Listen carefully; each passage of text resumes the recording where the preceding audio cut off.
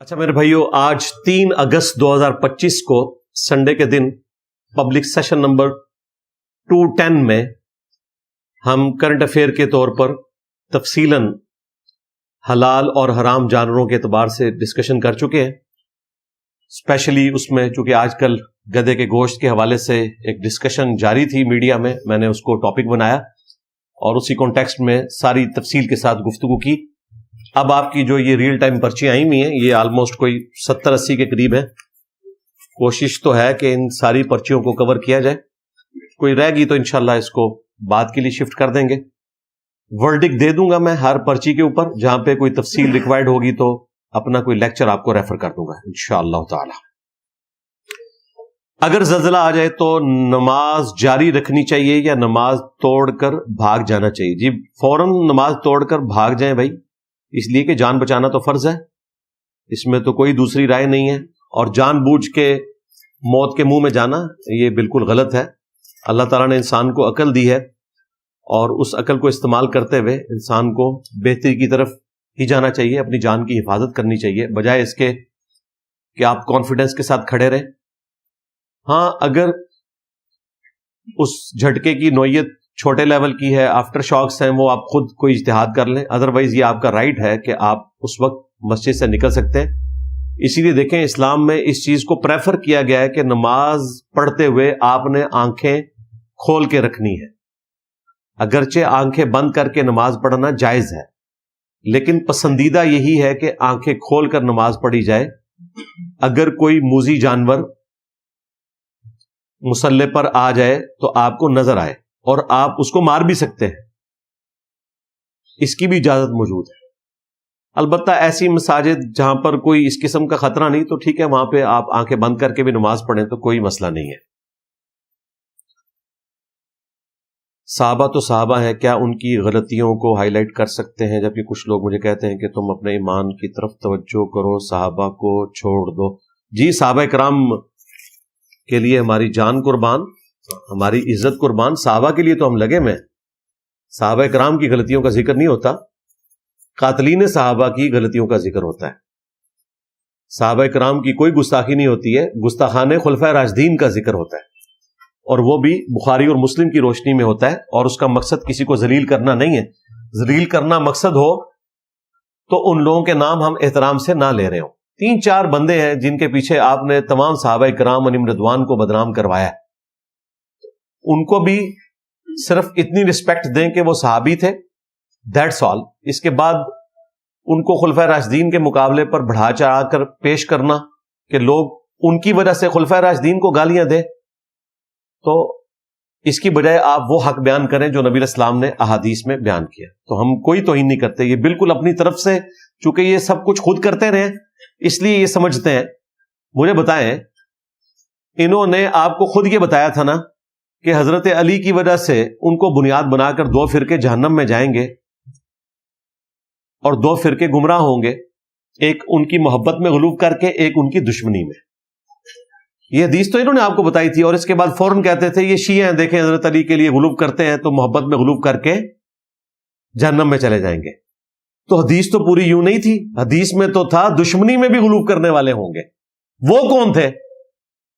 अल्लाह माफी दे आपा, यानी जो दस रहे सन तो वो सन। देखें हदीस पूरी लें, ये ना करें आपके सिर्फ मोहब्बत में गुलूब करने वाले, दुश्मनी में गुलूब करने वाले किधर हैं? कहते हैं जी वो पहले थे अब कोई नहीं रहे। अच्छा क्यों? आप में घुसे हुए हैं इसलिए।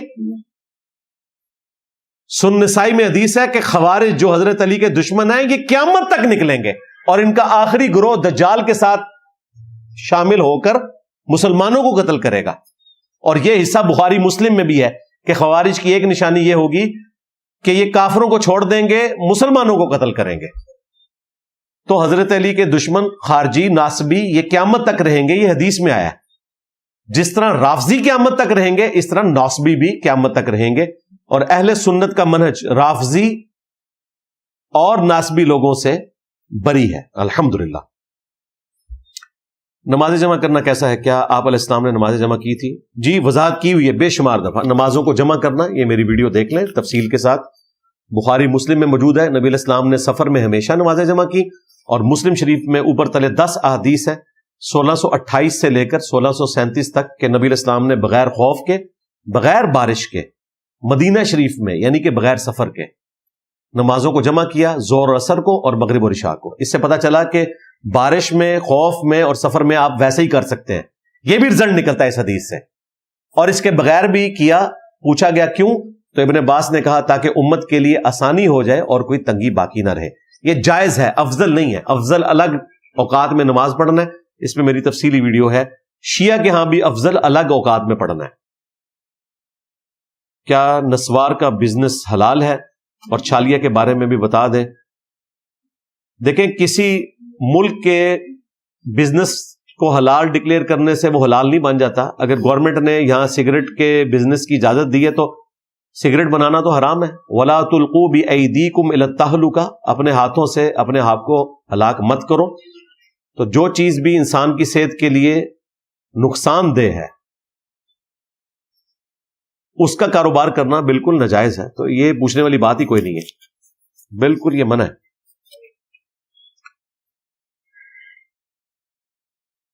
کاروبار کے لیے ابو سے پیسے لیے تھے، ان میں سے کچھ گھر میں استعمال ہوئے، کچھ نقصان ہوا، کیا یہ پیسے میری وراثت میں سے کٹیں گے؟ دیتے وقت ابو نے مجھے نہیں کہا تھا کہ وراثت میں سے کٹیں گے۔ ابو نے یہ بھی نہیں کہا تھا کہ ان کو آپ نے اڑا دینا ہے۔ یقیناً آپ نے ابو سے ادھار لیے تھے، لگ تو یہی رہا کیوں جی؟ ہاں، تو ادھار تو آپ نے واپس کرنا ہے، اور اگر ان کی زندگی میں آپ واپس نہیں کر سکے تو وراثت میں ہی کٹیں گے۔ اور اگر آپ یہ سمجھتے ہیں یہ آپ کو گفٹ دیے تھے تو بھئی یہ آپ نے ابو کے ساتھ زیادتی کی ہے، کیونکہ نبی اسلام نے تو زندگی میں گفٹ کسی ایک بیٹے کو دینا اور باقیوں کو نہ دینا اسے منع فرمایا۔ بخاری مسلم میں حدیث موجود ہے۔ تو ہر صورت میں آپ کلپرٹ ہیں اس معاملے میں۔ اور اگر آپ کہتے ہیں کہ آپ کے ابا جی بھگتیں گے یہ غلطی کر کے، میرا کوئی لینا دینا نہیں ہے، تو اس کا مطلب ہے کہ آپ ایسے ناہنجار ہیں کہ آپ نے اپنے باپ کی دولت سے نفع اٹھایا اور اب اسے عذاب سے چھٹکارے کے لیے اسی دولت میں سے کچھ حصہ دینے کے لیے تیار نہیں ہو رہے، تو تف ہے ایسی اولاد کے اوپر۔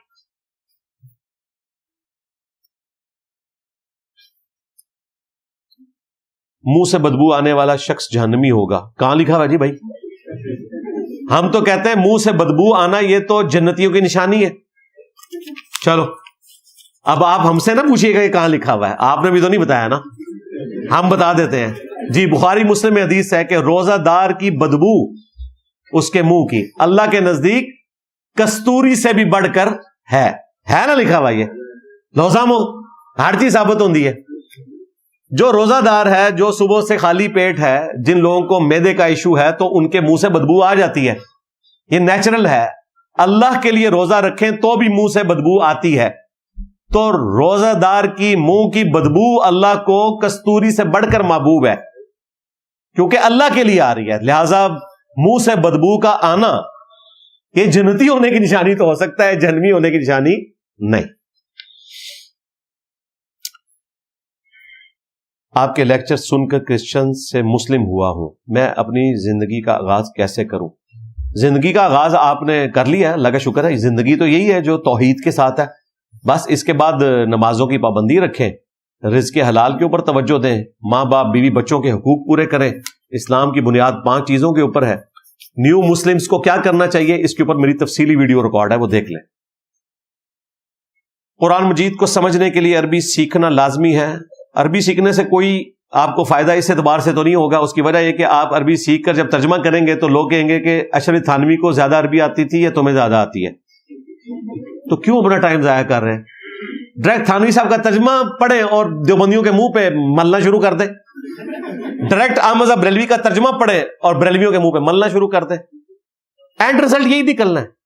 ہاں، عربی شوق سے سیکھنی ہے، میں نے بھی سیکھی، آپ بھی سیکھیں، لیکن اگر آپ اس کو اپلائی کریں گے وہ آپ کا کسی نے نہیں ماننا۔ وہ تو اپنے مولویوں کے بھی ماننے کے لیے تیار نہیں ہے جب تک کہ وہ بڑوں کے مطابق نہ کریں۔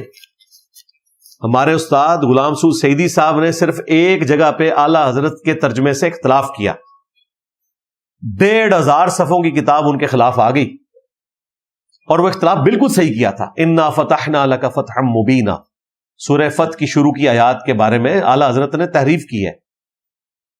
اے نبی، اللہ تیرے اگلوں اور تیرے پچھلوں کی غلطیوں کو معاف کرے، یہ ترجمہ کر دیا۔ تو انہوں نے کہا یہ نہ آپ کریں. صحابہ کرام تو نبی اسلام کو مبارکباد پیش کرتے تھے بخاری مسلم میں کہ اللہ تعالیٰ نے آپ کی اگلی پچھلی غلطیاں معاف کر دی ہیں, اور وہ غلطیاں گناہ نہیں ہوتی ہیں, وہ اجتہادی غلطیاں ہیں, ان کے اوپر اجر ملتا ہے. گناہ نبی نہیں کر سکتا, اجتہادی غلطی ہو سکتی ہے. بخاری مسلم میں حدیث شفاعت ہر ممبر سے بیان ہوتی ہے, جو دنیا کی ہر حدیث کی کتاب میں موجود ہے, کہ حضرت آدم کہیں گے کہ آج مجھے اپنی غلطی یاد آ رہی ہے, حضرت نوح علیہ السلام کہیں گے آج مجھے اپنی غلطی یاد آ رہی ہے, میں نے اپنے کافر بیٹے کے حق میں اللہ تعالیٰ سے گزارش کی تھی. حضرت موسیٰ علیہ السلام کہیں گے دنیا میں مجھ سے بندہ قتل ہو گیا تھا. حضرت ابراہیم علیہ السلام کہیں گے مجھے مجبوراً 3 دفعہ توریہ کرنا پڑا.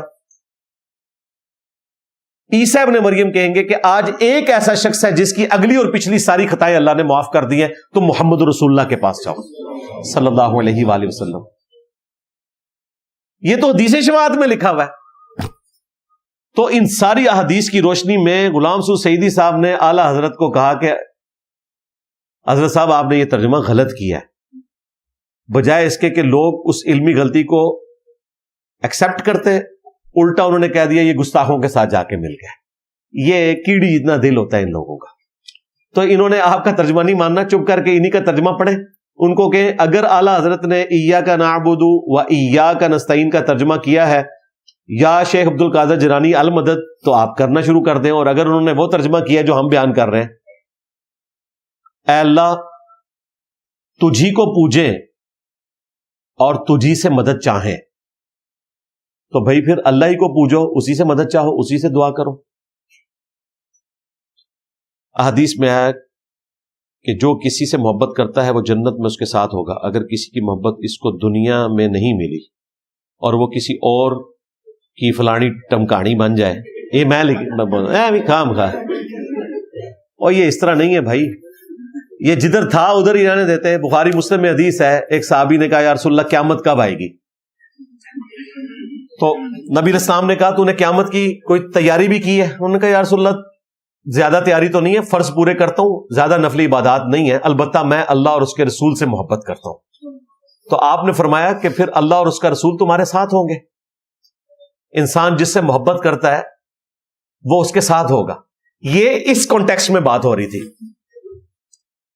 انس ابن مالک کہتے ہیں کہ اسلام لانے کے بعد حضور کی کسی حدیث سے ہمیں اتنی خوشی نہیں ہوئی جتنی اس حدیث سے, کہ جو اللہ رسول سے محبت کرتا ہے اللہ اور اس کے رسول کا ساتھ اسے قیامت والے دن ملے گا.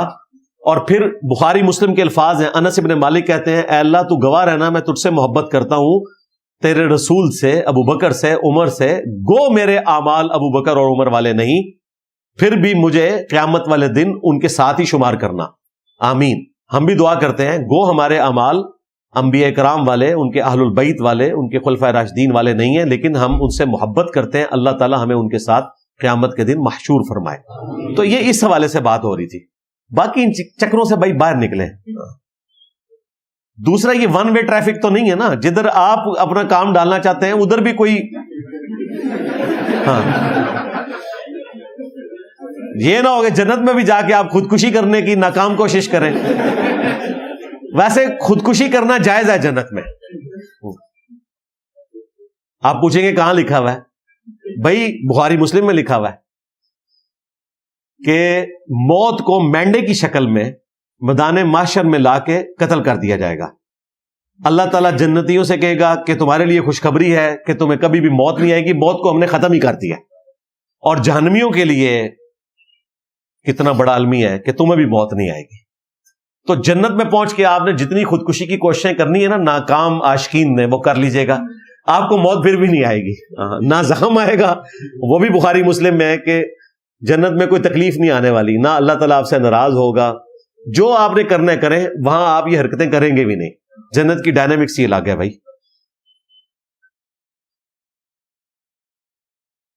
کیا مردہ آواز سن سکتا ہے؟ آواز سننے کا تو ذکر نہیں ہے سوائے جن جگہوں پہ عبرت کے طور پہ, جیسا کہ بخاری مسلم میں آیا کہ مردہ دفنانے والوں کے قدموں کی آہٹ سنتا ہے تاکہ اس کی حسرت میں اضافہ ہو کہ یہ مجھے چھوڑ کے چلے گئے, اور اگر نیک ہے تو اسے کانفیڈنس ہو کہ میں اپنے اعمال اپنے ساتھ لے کر آیا ہوں.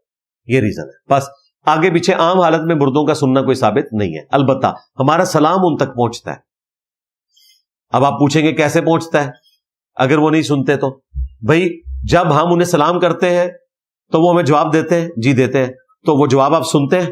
نہیں، تو پہنچ رہا ہے آپ کو؟ جی پہنچ رہا ہے، بس اس طرح ان کو بھی پہنچ رہا ہے۔ لو سامو، یہ دعا ہے نا رحمت کی، فضل کی، دعاؤں کا حصہ پہنچ رہا ہے ان کو، اور ان کا جواب ہمیں پہنچ رہا ہے۔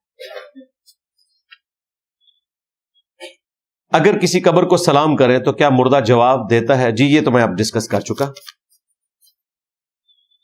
بچے کی پیدائش کے بعد کہتے ہیں کہ والدہ 40 دن تک نماز نہیں پڑھے گی، لیکن اگر وہ پہلے ہی پاک ہو جائے، جی پہلے ہی پاک ہو جائے تو پھر غسل کرے گی اور نماز پڑھے گی۔ اسی طریقے سے مینسز کے بھی میکسیمم ڈیز آپ کو 7 بتائے جاتے ہیں، 5 بھی ہو سکتے ہیں، بعض لوگوں کے ریگولرلی 5 دن چلتے ہیں۔ یہ کیوں بولا جاتا ہے کہ اللہ والے ہی اللہ سے ملا دیتے ہیں؟ کیا ولی حقیقت میں ہوتے ہیں؟ جی ولی ہوتے ہیں، شیطان کے بھی اور اللہ کے بھی۔ اولیاء کو تو ہم مانتے ہیں، چاہے وہ شیطان کے اولیاء ہوں، من دونہ اولیاء، ان کو ہم مانتے ہیں کیونکہ قرآن میں اللہ نے ان کو من دونہ اولیاء کہا ہے۔ یہ مانتے ہیں کہ وہ بیڑا گرک کر رہے ہیں انسانیت کا، ان کی عظمت کو نہیں مانتے۔ اور اسی طریقے سے جو اللہ کے اولیاء ہیں ہم ان کو بھی مانتے ہیں۔ ہمارے نزدیک صحابہ کرام، اہل البیت، تابعین، سکہ تابعین، سارے تابعین نہیں، تابعین میں جھوٹے لوگ بھی ہیں جنہوں نے حدیثیں گڑھی ہیں، اور وہ کلمہ گو تھے، اسی لیے ان سے محدثین نے حدیثیں لی ہیں، کافر منافق نہیں تھے۔ تبع تابعین میں بھی جو سکہ صدوق لوگ تھے، اس طریقے سے محدثین سب کے سب اولیاء اللہ میں شامل ہیں۔ باقی رہا فرقوں کے جو بزرگ ہیں، انہیں ہم اس لیے اولیاء اللہ نہیں مانتے کہ دوسرے فرقے والے ان کو ماننے کے لیے تیار ہی نہیں ہیں۔ جس دن دیوبندیوں نے مان لیا کہ احمد بریلوی صاحب ولی اللہ ہیں، ہم بھی مان لیں گے، اور جس دن اشرف تھانوی کو بریلویوں نے مان لیا کہ ولی اللہ ہے، ہم بھی مان لیں گے۔ یعنی کہ نہ ہی سمجھو، ایسا ہونا ہی نہیں ہے۔ یہ وہی ہے، قل ان کان للرحمن ولد فانا اول العابدین، اگر رحمان کا کوئی بیٹا ہوتا تو اے نبی تم فرماؤ سب سے پہلے میں اسے پوچھ رہا ہوتا۔ مراد یہ کہ بیٹا ہے ہی نہیں تو کیوں پوچھوں؟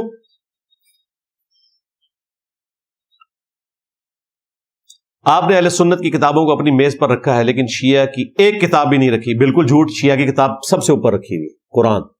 ہاں، قرآن اور اہل بیت غدیر خون کی حدیث، تو شیعہ قرآن کو تو مانتے ہیں اللہ کی کتاب، اور ہمارے عقیدے قرآن میں ہیں۔ ہم نے جب بھی عقیدہ بیان کیا ہے قرآن سے بیان کیا ہے۔ بخاری مسلم عقیدوں کی کتاب نہیں ہے، عقیدے کی سپورٹ میں ضرور لاتے ہیں لیکن جڑ قرآن میں موجود ہے ہر عقیدے کی۔ تو شیعہ کی کتاب تو میں نے رکھی ہوئی ہے۔ اگر آپ کہتے ہیں کہ شیعہ کی کتاب نہیں رکھی ہوئی ہے تو پہلے تو آپ کو رجوع کرنا چاہیے، تو آپ کی بات غلط نکلی۔ رہی یہاں شیعہ کی کتابیں کیوں نہیں رکھی، تو آپ شیعہ کی کتابیں بھی رکھ لیں۔ فقہی مسائل میں سب سے بڑا مسئلہ نماز کا تھا، تو میں نے ویڈیو میں ثابت کیا کہ سنی شیعہ کی نماز بالکل ایک ہے، ہاتھ چھوڑنا یہاں بھی ثابت ہے۔ 80% سے زیادہ مسائل بالکل ایک جیسے ہیں، تو کوئی فرق نہیں پڑتا بھائی، کوئی ٹینشن لینے کی ضرورت نہیں۔ یہ سوال کافی دفعہ آیا، اس پہ کئی ایک میری ویڈیوز ریکارڈ ہے۔ اکثر و بیش میری فجر کی نماز قضا ہو جاتی ہے، اس کا کوئی حل بتائیں۔ بڑا آسان حل ہے، مسجد میں سونا شروع کر دیں بھائی، ہاں آپ کو اٹھائیں گے۔ یہ میں مذاق کے طور پہ نہیں کہہ رہا، یہ میں پریکٹیکلی آپ کو سب سے آسان ذریعہ بتا رہا ہوں۔ مسجد میں سوئیں تو انشاءاللہ تعالی آپ کے لیے فجر کی نماز پڑھنا آسان ہو جائے گی۔ جب آپ کو آ کے نمازی اٹھائیں گے تو آپ کو اٹھنا پڑے گا۔ گھر میں تو آپ کے پاس بھاگنے کا راستہ ہوتا ہے نا، تو کچھ عرصہ آپ مسجد میں سوئیں، جب آپ کی عادت پکی ہو جائے تو پھر آپ گھر میں شفٹ ہو جائیں۔ باقی الارم وغیرہ تو لگائیں نا ایک سے زیادہ، وہ تو ایک الگ سے ہے چیز، لیکن فی الوقت آپ کو بڑے لیول کی دوائی کی ضرورت تھی تو میں نے آپ کو بتا دی۔ یا علی مدد شرک کیسے ہے؟ اس لیے کہ قرآن میں ہے کہ صرف آپ نے اللہ ہی سے مانگنا ہے، اس لیے شرک ہے۔ آج کے فرقوں میں حق پر کون ہے؟ فرقہ واریت تو ہے ہی حرام ہے۔ حق پہ کون ہے؟ حق پہ وہی ہے جو نبی اسلام کے زمانے میں تھا۔ اگر نبی اسلام کے زمانے میں صحابہ اور اہل بیت سنی تھے تو آپ سنی ہو جائیں، اگر وہ شیعہ تھے تو آپ شیعہ ہو جائیں، اور اگر وہ مسلم تھے اور یقیناً یہی تھے تو آپ اپنے آپ کو مسلم کہیں۔ میں پروموشن ویڈیوز کرتا ہوں، کیا یہ کمائی حلال ہے؟ مثلا فوڈ پروموشن، اگر وہ فوڈ درست ہے اور آپ اس کے بارے میں کوئی جھوٹ نہیں بول رہے، ایگزیجریٹ نہیں کر رہے، تو بالکل درست ہے، پروموشن کر سکتے ہیں۔ ہر مسلک کے نماز پڑھنے کا طریقہ الگ ہے، جب ہم ان کے پیچھے نماز پڑھیں تو کس طریقے کے مطابق پڑھیں؟ آپ نے نبی اسلام کے طریقے کے مطابق پڑھنا ہے بھائی، آپ نے ان کو کیوں دیکھنا ہے؟ سنی شیعہ کی نماز کی بنیادی سٹرکچر تو ایک ہی ہے، ہاتھ چھوڑ کے بھی پڑھ سکتے ہیں، ہاتھ باندھ کے بھی پڑھ سکتے ہیں. بہرحال آپ نے سنت کے مطابق نماز پڑھنی ہے. اس کی وجہ یہ ہے کہ جن لوگوں کا آپ ریگارڈ کر رہے ہیں نا، یہ لوگ امام کعبہ کے پیچھے جا کے رفع الیدین کو نہیں شروع کرتے. ایسے بے شرم ہے کہ یہ حج اور عمرے کی ٹریننگ میں اپنے ماننے والوں کو یہ نہیں بتاتے کہ امام کعبہ رفع الیدین کرتا ہے اور آمین اونچی کہتا ہے تو آپ نے امام کو فالو کرنا ہے، بلکہ پکا کر کے بھیجتے ہیں. بعض تو ایسا پکا کرتے ہیں کہ ان کے پیچھے نماز بھی نہیں پڑھنی، اور آپ کو یہ معصوم سی خواہش کا اظہار کر رہے ہوتے ہیں کہ جی امام کو فالو کرنا چاہیے. ان کو کہ امام کو فالو کرنا چاہیے، لیکن اس امام کو جو اس کو امام مانے کہ جس کی قبر مدینے میں ہے، یعنی کہ میرے نبی سا ہے ہی کوئی نہیں، تیرے امام تھے شاہی کوئی نہیں. ہاں اگر وہ نبی اسلام کے راستے پہ آ جائے تو پھر وہ ہمارے امام ہیں. میرے والد صاحب آپ کو سننے سے منع کرتے ہیں. وہ صرف مجھے سننے سے نہیں منع کرتے ہوں گے، دوسرے فرقے والے مولویوں کو بھی سننے سے منع کریں گے. میں ان کی بات نہیں مانتا، ایسے میں ان کا نافرمان تو نہیں ہوں گا. تو بھائی آپ ان کو بتا بتا کے تو نہ سنیں. دوسرا، آپ نے جتنا سن لیا نا اس پہ آپ عمل کریں، اور ان کو کہیں کہ میں نہ بھی سنوں تو اب جو ڈیمیج ہونا تھا وہ تو ہو چکا ہے. باقی یہ اس طرح کی کسی اطاعت کی آپ پابند نہیں ہے. قرآن میں آیا ہے کہ ماں باپ اگر تجھے حکم دیں کہ تو اللہ کے ساتھ کسی کو شریک ٹھہرائے تو پھر تو نے ان کا کہنا نہیں ماننا، اور دنیا میں معروف طریقے سے ان کے ساتھ چلنا ہے. اور بخاری مسلم میں حدیث ہے، مخلوق کی اطاعت اسی وقت تک ہے جب تک کہ خالق کی معصیت نہ ہو. خالق کی نافرمانی میں مخلوق کی اطاعت نہیں ہے. تو مسئلہ میرا نہیں ہے، مسئلہ اللہ اور اس کے رسول کی تعلیمات کا ہے. وہ آپ جہاں سے بھی لیں ان کو اچھی نہیں لگیں گی. میں آپ کو وثوق سے کہتا ہوں، جو لوگ ہماری کسی بات کو برا مناتے ہیں نا، آپ ان کو وہی بات بخاری مسلم سے دکھائیں، وہ اس کا بھی برا ہی مانیں گے. چیک کر کے دیکھ لیں. آپ ان کو کوئی آیت بھیجیں جو ان کے عقیدے کے خلاف ہو، کوئی حدیث بھیجیں ان کے عقیدے کے خلاف ہو، چھت سے جا کے لگیں گے. تو اس کا مطلب ہے کہ یہ آیت اور حدیث سے نفرت کرتے ہیں. مجھ سے نفرت کی وجہ صرف یہ ہے کہ میں ذریعہ بناؤں. وہ ذریعہ جو بھی بنے گا اس سے وہ نفرت کریں گے. طارق جمیل صاحب نے ایک حدیث بیان کی ہے نا، من کنت مولا. دیکھ لیں کیا حشر کیا دیوبندیوں نے، ان کا چھوڑا ہی کچھ نہیں، گمراہ ڈکلیئر کر دیا. کوئی جرم نہیں کیا تھا انہوں نے، کوئی گناہ کبیرہ نہیں کر دیا تھا. ایک حدیث بیان کر دی تھی، صرف مسلک والوں کو تکلیف ہوئی، 0 سے ملٹیپلائی کر دی. تو یہ اپنوں سے کون سا خوش ہے؟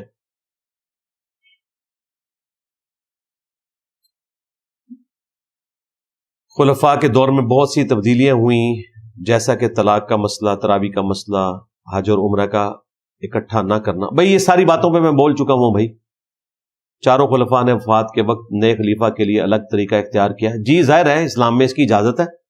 یہ سنی شیعہ کنفلکٹ کے اوپر میری کافی ساری ویڈیوز ریکارڈ ہیں. اسلام نے کوئی ڈیفینیٹ راستہ آپ کو نہیں بتایا کہ آپ نے اس طریقے سے ہی خلیفہ کا انتخاب کرنا ہے. چاروں خلفاء الگ طریقے سے نامینیٹ کیے گئے ہیں، یہ امت پہ چھوڑا گیا ہے. باقی اگر کوئی کہتا ہے کہ نبی الاسلام نے اپنا خلیفہ کیوں نہیں بنایا، اس کی وجہ یہ ہے کہ نبی الاسلام خاتم النبیین ہے. آپ سمجھ سکتے ہیں کہ ایک نبی جو آخری نبی ہے وہ دنیا سے جاتے ہوئے اگر اپنا خلیفہ کسی کو بناتا ہے تو سب سے بڑا شک تو وہ خود چھوڑ کے چلا جائے گا کہ آگے بھی کوئی سلسلہ جاری ہے. ختم نبوت کا تقاضا تھا کہ نبی الاسلام اپنا خلیفہ کسی کو نہ بنا کے جاتے، اور آپ نے اگر تعلیمات کے پوائنٹ آف ویو سے کوئی خلیفہ بنایا بھی ہے نا تو وہ قرآن کو بنایا. انسان کو اس لیے نہیں بنایا کہ پھر تو لوگوں نے کہنا تھا یہ سلسلہ جاری رہے گا، اور پھر اس انسان سے جو غلطیاں ہوئی ہیں وہ نبی کے کھاتے میں ڈال جانی تھی. تو ختم نبوت اتنا بڑا منصب ہے کہ اس کی برکت سے اللہ نے امت کو یہ نفع دیا کہ پوری امت کو نبیوں والا کام دے دیا. ختم نبوت کی وجہ سے ملا. لیکن اس کے لیے ہمارے نبی کو یہ قربانی دینی پڑی کہ ان کا کوئی بچہ جوان نہیں ہوا، کیونکہ اگر بچہ جوان ہوتا تو وہ بھی تانا بن جاتا کہ ابراہیم کے بچے پیغمبر تھے، محمد رسول اللہ تو افضل البشر ہیں، ان کے بچے کیوں نہیں پیغمبر؟ تو اللہ نے فرمایا ما کان محمد ابا احد من رجالکم وَلَٰكِن رسول اللہ وخاتم النبیین محمد صلی اللہ علیہ وآلہ وسلم. تم مردوں میں سے کسی کے باپ ہی نہیں ہیں. تم کہہ رہے ہو زید ابن حارثہ، وہ تو کسی بھی مرد کے باپ نہیں بننے والے، اس لیے کہ وہ خاتم النبیین ہے. خاتم النبیین کا کوئی بچہ اگر جوان ہوگا تو اس کو نبی بنانا پڑے گا، مرتبے کا تقاضا ہے. چونکہ حضور خاتم النبیین ہے تو وہ اب کسی مرد کے باپ نہیں بنیں گے، بچے ہم بچپن میں ہی میں ان سے لے لیں گے. اور یہ جو میں تشریح کر رہا ہوں یہ بخاری میں لکھی ہے. عبداللہ ابن ابی اوفا سے کسی نے پوچھا آپ نے رسول اللہ کے بچے ابراہیم کو دیکھا ہے؟ انہوں نے کہا ہاں وہ بچپن میں فوت ہو گئے تھے. کیونکہ رسول اللہ خاتم النبیین ہے، اگر وہ بچہ زندہ رہتا تو پیغمبر ہوتا، لیکن ختم نبوت کی وجہ سے اللہ تعالیٰ نے بچپن میں ہی وہ بچہ لے لیا. یہ وہ آدھی روایت ہے جو قادیانی پیش کرتے ہیں کہ جی نبوت جاری ہے، اگر حضور کا بیٹا ابراہیم زندہ ہوتا تو نبی ہوتا. ظالموں آگے تو پڑھو کہ ان کی موت اس وجہ سے ہوئی ہے کہ رسول اللہ خاتم النبیین ہے. اگر امتی نبی کسی نے بننا ہوتا تو وہ بنتے، امتی نبی کسی نے بننا ہوتا تو حضرت علی بن جاتے، جو بخاری مسلم میں حدیث ہے علی کی میرے ساتھ وہی نسبت ہے جو ہارون کی موسیٰ کے ساتھ، مگر میرے بعد کوئی نبی نہیں. اگرچہ علی کی نسبت نبیوں والی ہے میرے ساتھ، جس طرح کہ ہارون کی موسیٰ کے ساتھ تھی، لیکن چونکہ میرے بعد کوئی نبی نہیں لہذا علی امتی ہی رہے گا، نبی نہیں بنے گا. نسبت وہی ہے. تو یہ ختم نبوت کے اوپر پیرا ہے. اگر مولا علی امتی نبی نہیں ہے تو غلام احمد قادیانی دجال تو تصور بھی نہ کرے کہ وہ کسی طریقے سے ختم نبوت کو اس تشریح میں لے جائے کہ کوئی امتی نبی بھی آ سکتا ہے. سورۃ النام 159 کے مطابق رسول اللہ صلی اللہ علیہ وآلہ وسلم کا فرقہ بنانے والوں سے کوئی تعلق نہیں. جی بالکل. تو ان کے پیچھے نماز کیسے ہوگی، کیوں پڑھیں گے؟ حضرت عثمان کا حوالہ نہ دیجیے گا. تو کس کا حوالہ دوں بھائی؟ ہاں آپ ذرا جرت کریں نا اور لکھیں کہ حضرت عثمان جو ہے وہ نبی اسلام کا راستہ چھوڑ چکے ہوئے تھے نعوذ باللہ، اور جو گمراہی کے فتوے آپ نے میرے اوپر لگانے ہیں پہلے حضرت عثمان پہ لگائیں. بھائی ہم نے تو انہی کو فالو کرنا ہے نا. علیکم بسنتی وسنت الخلفاء الراشدین المہدیین. چلیں حضرت عثمان کے حوالے سے ایک حوالہ اوپر دے دیتا ہوں. یہ حضرت عثمان کا حوالہ جو ہے نا 695 ہے بخاری میں، 694 نمبر ہے. ان قریب ایسے امام آئیں گے جو تمہیں غلط نمازیں پڑھائیں گے. اے ابو ہریرہ ان کے پیچھے نمازیں پڑھ لینا، ان کی غلطی کا وبال انہی کے اوپر ہوگا. لو سامو، میں نے آپ کی ڈیمانڈ بھی پوری کر دی. میں حضرت عثمان کا فتویٰ نہیں دے رہا، رسول اللہ کا فتویٰ دے رہا ہوں صلی اللہ علیہ وآلہ وسلم. یہ سارے فتوے میں نے اس میں بیان کیے ہیں. شرک والے امام کے پیچھے نماز پڑھنا. کیا فتنوں کا دور شروع ہو چکا؟ جی فتنوں کا دور نبی اسلام کی وفات کے فوراً بعد شروع ہو گیا تھا جی. لیکن ان فتنوں کو دبانے کے لیے اللہ تعالیٰ نے خلفائے راشدین کی ذمہ داری لگائی. فتنے شروع ہو گئے تھے. بخاری مسلم میں حدیث ہے، اے انصار مدینہ میں اپنے بعد تمہارے گھروں پر فتنے ایسے اترتے ہوئے دیکھ رہا ہوں جس طرح کے بارش کے قطرے اترتے ہیں. ابو داؤد ترمذی نسائی ابن ماجہ میں حدیث ہے، آپ نے اپنی وفات سے چند دن پہلے خطبہ دیا. ارباز بن ساریہ کہتے ہیں کہ جو بھی سن رہا تھا وہ خطبہ تو وہ رو رہا تھا اور لگ رہا تھا کہ نبی علیہ السلام ہم سے رخصت ہونے والے ہیں. آپ نے کہا کہ ان قریب تم میرے بعد بہت اختلاف دیکھو گے، دین میں نئی نئی بدعتوں سے بچنا. علیکم بسنتی وسنت الخلفاء الراشدین المہدیین. تم پر میری سنت اور میرے ہدایت یافتہ خلفاء راشدین کی سنت لازم ہے. ان کو اپنی داڑھوں سے مضبوطی سے پکڑ لینا. اور دیکھیں حضور کی وفات کے ساتھ ہی ہزاروں لوگ مرتد ہو گئے. اس سے بڑا کیا فتنہ ہوگا؟ 3 جھوٹے پیغمبر پیدا ہو گئے. اللہ کے بندو، پوری امت نے اس کے بعد ایک غلام قادیانی دجال دیکھا ہے یا کچھ میں نے دریافت کر لی ہے. ادروائز وہ 3 کی گنتی کنکلوڈ کر کے بیٹھے ہوئے تھے. وہ تینوں حضور کی وفات کے فوراً بعد پہلے خلیفہ سیدنا ابوبکر کے زمانے میں آ گئے ہیں. اس سے بڑا کوئی فتنہ ہو سکتا ہے؟ دعوے نبوت کر دیا انہوں نے. تو خلفائے راشدین کا دور بھی فتنوں کا دور تھا. اللہ نے ان کے ذریعے فتنوں کو ختم کیا.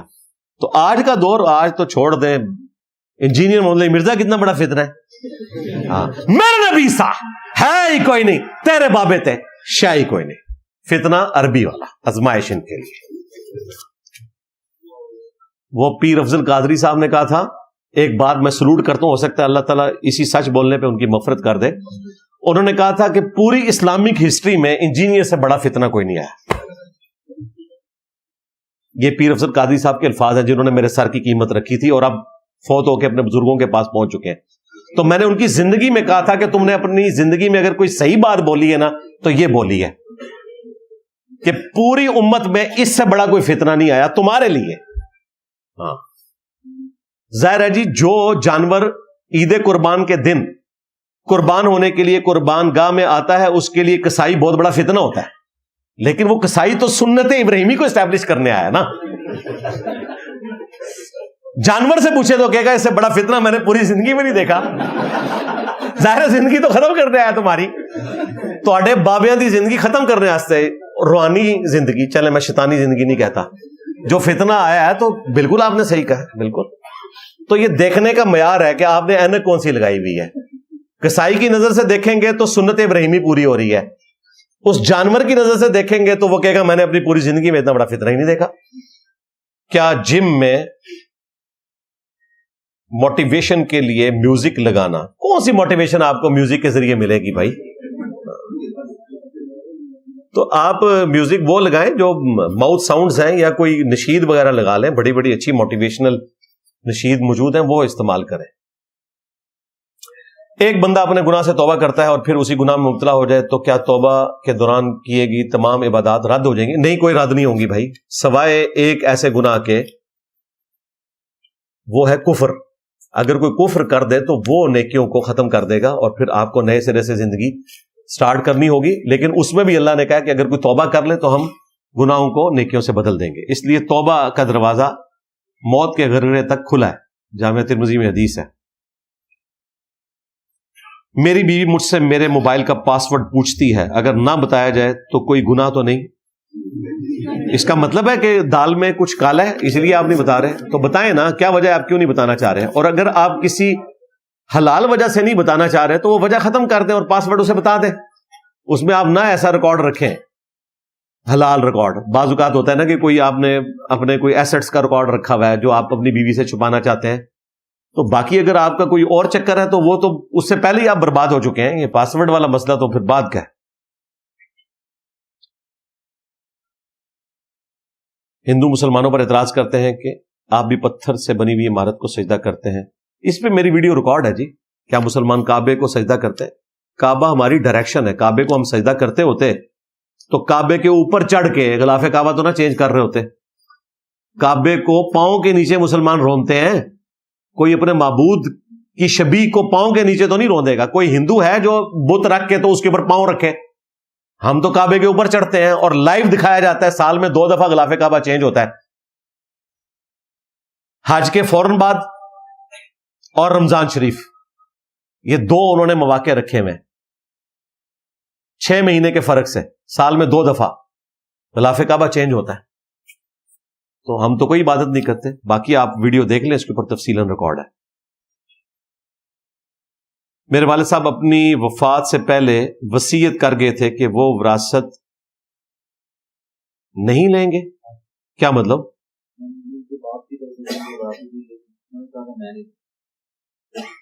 اب اولاد کو ضرورت ہے تو کیا ہم نہیں؟ جی غلط کام کیا ہے آپ کے والد صاحب نے, لیں وراثت, بالکل غلط کام کیا ہے. حافظ قرآن بھی تجوید کے ساتھ قرآن نہیں پڑھاتے, تو کیا ان لوگوں کا دوسروں کو پڑھانا جائز ہے؟ یار آج کل تو کافی بہتر صورتحال ہے. میں کہتا ہوں جی باپا جانی الیاس قادری صاحب سے اختلاف اپنی جگہ, لیکن یہ حقیقت ہے کہ آج سے 20-25 سال پہلے کراچی میں آپ کو حفاظ ملتے ہی نہیں تھے قیام اللیل تراویح کے لیے, اور آج ایکسیسو ہو چکے ہیں. اتنی تعداد میں انہوں نے حفاظ تیار کر دیے اور پوری تجوید کے ساتھ. آن لائن ٹیچنگ والے ٹیچرز بھی اویلیبل ہیں, تو ان سے رابطہ کریں, موجود ہیں.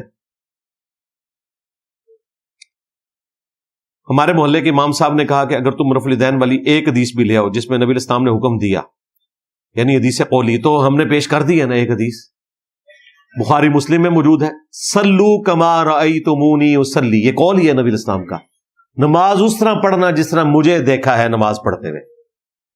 یہ نبی اسلام کا قول ہے. کس کو کہا؟ امام حنیفہ کو, امام شافعی کو نہیں, مالک بن حویرث کو.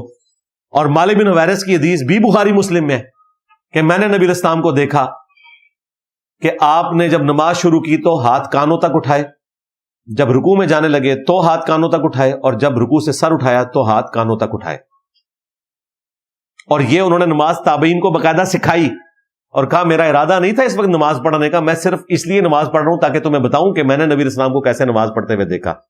تو یہ تو پرانے سوال ہو گئے، یہ تو پٹ گئے۔ اچھا ان کو پتہ ہی نہیں ہے دنیا میں اتنی تبدیلی آ چکی ہے، یہ ابھی تک گھوڑوں پہ جہاد کر رہے ہیں اور وہی سوال لے کے بیٹھے ہوئے ہیں کہ ایک کولی حدیث دکھاؤ، ایک کولی حدیث دکھاؤ۔ اور بھائی دکھا دی کولی حدیث، نماز اس طرح پڑھو جس طرح مجھے نماز پڑھتے ہوئے دیکھا، اور جس شخص کو کہا اس نے بتا دیا کہ میں نے کیسے نماز پڑھتے ہوئے دیکھا۔ جائیں انٹرنیشنل عدالت میں ہمارا مقدمہ لے جائیں، یہ حدیث قولی ہے۔ تسی دسو تہاڈی کتھے ہے روایت؟ منو نہیں جی اج تک لبھی کہ بغلے بت رکھ کے آندے سن تے رفع دین ہوندا سی۔ جس غوث پاک کی تم 11ویں کھاتے رہے اس نے تو غنیت و طالبین میں نماز کا طریقہ رفع الیدین سے لکھا ہوا تھا، اور تم اس کے نام پہ 11ویں کھاتے رہے۔ نماز کا طریقہ تم نے وہ نہیں لیا، نماز کا طریقہ تم نے حنفی قادیانیوں والا لے لیا۔ قادیانی رفع الیدین نہیں کرتے، تم بھی نہیں کرتے، تمہاری بھائی ہیں، ہم تو رفع الیدین کرتے ہیں، بخاری مسلم میں لکھا ہوا ہے۔ اور سب سے بڑھ کر تمہارا عقیدہ ہے کہ غوث پاک پوری کائنات کو اس طرح دیکھ رہے ہیں جس طرح ہتھیلی پہ رائی کا دانہ، لوح محفوظ کو بھی پڑھتے ہیں تو لوح محفوظ پہ نبی اسلام کی نماز کا طریقہ لکھا ہوا ہے، لوح محفوظ پہ بخاری مسلم بھی لکھی ہوئی ہے، لوح محفوظ پہ نبی اسلام کی ساری سیرت بھی لکھی ہوئی ہے، کیونکہ قرآن میں آیا کہ لوح محفوظ میں ہر چیز ہے۔ جامعہ ترمذی میں حدیث ہے کہ ہم نے قلم پیدا کیا، اسے حکم دیا کہ جو کچھ ہوا اور جو کچھ ہونے والا ہے سب لکھ دو۔ تو جب عبد القادر جیلانی نے اپنی آنکھوں سے لوح محفوظ پہ نبی اسلام کی نماز کا طریقہ پڑھ لیا تو انہیں کیا ضرورت تھی کہ وہ حنفی ہوتے ہیں؟ اور تمہیں کیا ضرورت ہوئی ہے حنفی ہونے کی؟ وہ کہتے نہیں وہ حنبلی تھے، ان کو تو عامر بن حنبل کی ضرورت ہی نہیں ہے۔ عامر بن حنبل تو پڑھ نہیں سکتے تھے نا لوح محفوظ سے، عبد القادر جیلانی نے تو ڈائریکٹ لوح محفوظ سے پڑھ لیا، ان کو حنبلی ہونے کی کیا ضرورت ہے؟ عبد القادر جیلانی کو تو نبی اسلام گھر آ کے خود مل کے گئے بقول ان کے۔ یہ کہانیاں یہ نہ سمجھیے گا کہ میں بھی مانتا ہوں، میں تو ان سارے بزرگوں کو باپا جانی مانتا ہوں اپنے اپنے زمانے کا، مجھے کوئی انٹرسٹ نہیں ہے۔ اے نہ کہ کل آگے کوئی شیانوں دی میرے سامنے رکھ دو کہ جی تواڈے فلانے نے لکھی، ساڈا کوئی لینا دینا نہیں، تواڈے ہی نے سارے۔ تو عبد القادر جیلانی نے اپنی کتاب میں نماز کا طریقہ رفع الیدین کے ساتھ لکھا تو پوری تحقیق کر کے لکھا، اور تمہارا دعویٰ ہے کہ وہ نبی اسلام خواب میں آئے اور 7 دفعہ لعاب دہن ان کے منہ میں ڈالا، 6 دفعہ مولا علی نے ڈالا، اور یہ علم ٹرانسفر ہونے کی نشانی تھی۔ تو علم تو ٹرانسفر ہو گیا کہ رفع الیدین کے ساتھ نماز پڑھنی ہے۔ عبد الرحمن بن عوف کے بارے میں بتائیں، ان کا تعلق کس قبیلے سے تھا، اسلام قبول کرنے کا واقعہ، ان کا انتقال کس حال میں ہوا، کس سال میں ہوا؟ ان کا انتقال جو ہے وہ حضرت عثمان غنی رضی اللہ تعالیٰ عنہ کے دور خلافت میں ہو گیا تھا، حضرت علی کی خلافت کا زمانہ انہوں نے نہیں پایا۔ باقی ان کی فضیلت کے لیے یہی کافی ہے کہ 10 جنتی اصحاب جنہیں ایک مجلس میں جنت کی بشارت ملی ان میں ہیں یہ شامل، جامعہ ترمذی ابو داؤد میں، اور صحیح بخاری میں موجود ہے۔ نبی اسلام کی وفات کے بعد حضور کی بیویوں کا خرچہ بھی یہ دیا کرتے تھے اور دعائیں سمیٹا کرتے تھے، پوری امت کے یہ محسن ہے۔ باقی المستدرک للحاکم میں عبد الرحمن بن عوف سے متعلق پورا چیپٹر موجود ہے، وہ آپ پڑھ لیں۔ باڈی بلڈنگ کرنا تخلیق کو بدلنا تو نہیں ہے، اگر بالکل عجیب و غریب طریقے سے کر رہے ہیں پھر تو بدلنا ہی ہے، اور اگر واقعی کوئی صحت کے لیے کر رہے ہیں تو ضرور کریں، آپ کا رائٹ ہے، آپ باڈی بلڈنگ کریں، اسے مینٹین بھی رکھیں۔ پھر جوتے پہن کر نماز جنازہ ادا کیا جاتا ہے، جی نماز بھی پڑھی جا سکتی ہے بشرطے کہ ایسی جگہ پہ جہاں پر قالین نہ بچھا ہو۔ بخاری میں موجود ہے نبی اسلام نے جوتیوں سمیت نماز پڑھی ہے، سب کے نزدیک درست ہے، صرف جوتے کا پاک ہونا یہ شرط ہے، اور جوتے پاک ہی ہوتے ہیں جب تک کہ ناپاکی ان پہ نظر نہ آئے، کیونکہ جوتے کا تیمم زمین کے ساتھ ہو جاتا ہے، اس لیے نماز جنازہ جوتے سمیت پڑھ لینا چاہیے۔ بعض اوقات لوگ جوتی اتار کے تو اسی کے اوپر دوبارہ کھڑے ہو جاتے ہیں، تو اینڈ رزلٹ تو وہی، آپ جوتے کے اوپر ہی کھڑے ہیں تو پہن کے ہی پڑھ لیں، کوئی مسئلہ نہیں۔ انسان کی زندگی میں اور مرنے کے بعد اولاد میں وراثت کی تقسیم کیسے ہوگی؟ زندگی میں وراثت نہیں تقسیم ہوتی ہے، زندگی میں گفٹ ہوتا ہے اور برابر ہوتا ہے، مرنے کے بعد وراثت تقسیم ہوتی ہے۔ گفٹ 1/3 سے زیادہ آپ نے نہیں کرنا، وراثت مرنے کے بعد تقسیم ہوگی، اس پہ تفصیلاً میری ویڈیو ریکارڈ ہے۔ میں امام مسجد ہوں، نمازیوں کو صحیح احادیث بتاتا ہوں، وہ شکوہ کرتے ہیں کہ پہلے امام آسان بتاتے تھے، آپ مشکل بتاتے ہیں، جس کی میں وضاحت بھی کرتا ہوں۔ آپ نے کون سا ایسا مشکل مسئلہ بتایا؟ دین تو ہے ہی آسان ہے، انہوں نے کون سا مسئلہ بتا دیا جی مشکل؟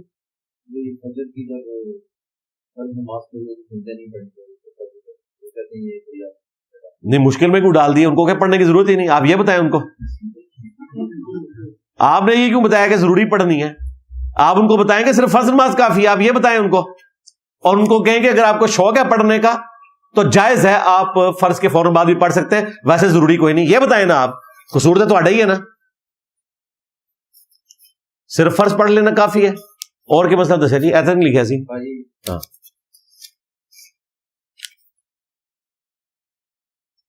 رمضان میں ہمارے محلے کی مسجد میں ایک مفتی صاحب آئے تو انہوں نے قرآن پاک کو ہاتھ میں پکڑ کر کہا میں حق پر ہوں, انجینئر غلط ہے. تو اس کا مجھ سے کیوں پوچھ رہے ہیں آپ بھائی؟ میرا کیسے لینا دینا ہے؟ ہم نے تو کبھی قرآن پکڑ کے نہیں کہا کہ ہم حق پر ہیں. ہم کہتے ہیں کہ ہم جو بتا رہے ہیں وہ حق ہے, وہ آپ کاؤنٹر ویریفائی کر لیں. باقی ہر مسلمان کا رائٹ ہے کہ وہ اپنے آپ کو حق پہ سمجھے, یہ اس کا رائٹ ہے, لیکن دلیل کے ساتھ. کیا اذان دیتے ہوئے کانوں پر ہاتھ رکھنا ضروری ہے اور دائیں اور بائیں دیکھنا بھی ضروری ہے؟ یہ سنت اعمال میں سے ہے. نبی اسلام نے ترغیب دیا تھا کہ کانوں میں انگلیاں داخل کی جائیں, کیونکہ اونچی آواز سے بولتے ہوئے تو سب سے پہلے اپنے کان ڈسٹرب ہوتے ہیں نا.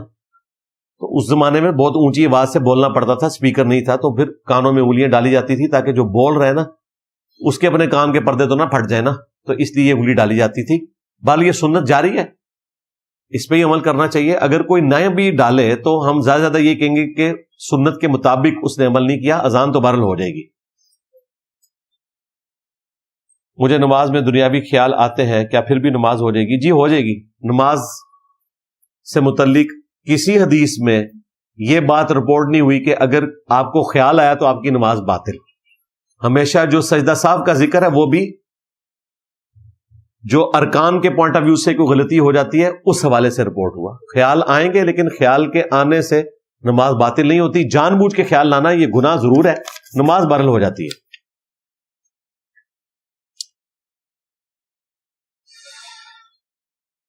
دعوت ذو العشیرہ کے بارے میں وضاحت سے بیان کرتے ہیں. بھائی اس کے لیے آپ جو سیرت کی کتابیں ہیں وہ پڑھیں, الرحیق المختوم پڑھ لیں, سیرت کے اوپر بیسٹ کتاب ہے, اس میں آپ کو ساری تفصیلات مل جائیں گی.